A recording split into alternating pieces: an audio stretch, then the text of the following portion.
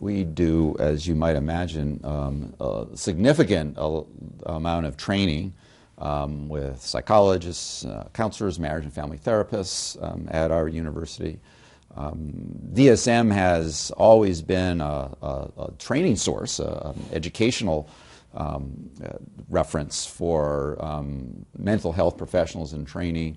What will DSM-5 do? What effect will it have as a training book material reference? I think there are two problems here. One is it will have much less credibility. That already 50 mental health professional organizations organized a petition asking DSM-5 to have an independent scientific review to ensure that it was safe and scientifically sound. The APA refused that. A lot of the suggestions have received a tremendous amount of opposition from the field, from the press, from consumers. So it's very possible that there will be a revulsion against the product that will make it less credible as a training document. But beyond that, the writing every step of the way has been often so obscure that you can't follow it. No one knows what the final version will look like because that's been kept, it's embargoed to protect the intellectual property of APA and those publishing profits.